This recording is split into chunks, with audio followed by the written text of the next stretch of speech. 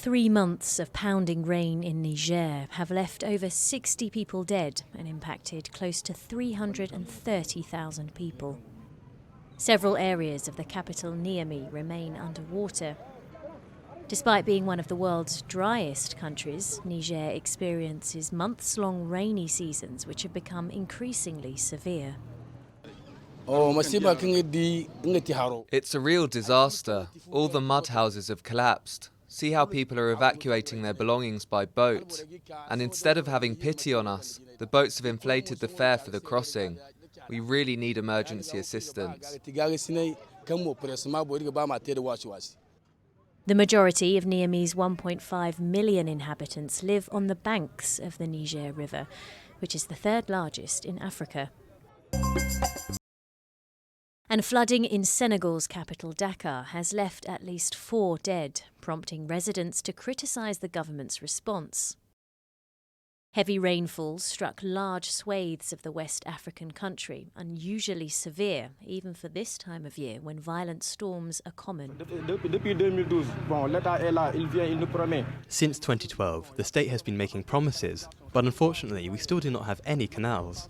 That's why the water can't drain away. We've held demonstrations, we've done everything to make the state hear us, so that it helps us. It's really hard.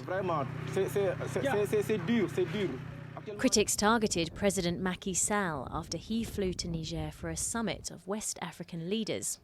In response, the president tweeted that he had asked his interior minister to set in motion an emergency disaster plan. To the east of Senegal, in Cameroon, the far north region is facing severe flooding as well. The zone is already the target of repeated Boko Haram attacks, and there are now fears over food shortages. Official sources are reporting half a dozen deaths and thousands of people being left homeless. To Sudan now, where rising Nile floodwaters are threatening to swamp an ancient archaeological site after some of the highest ever record river levels. Teams have been laying sandbag walls and are pumping out water to prevent damage at the ruins of the Al-Baj Waria, once a royal city of the 2 millennia-old Meroitic Empire. All the architectural installations in the city are made out of sandstone and red bricks. Sandstone is a type of fragile stone that is negatively affected by water because it leads to the absorption of salts, and salts lead to cracks in sandstone, and thus we lose the stone.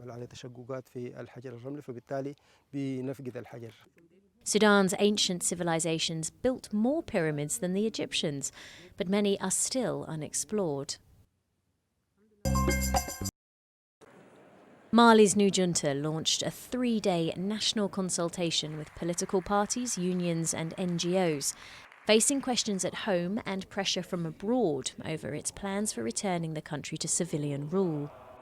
Around 500 people attended the forum in the capital Bamako.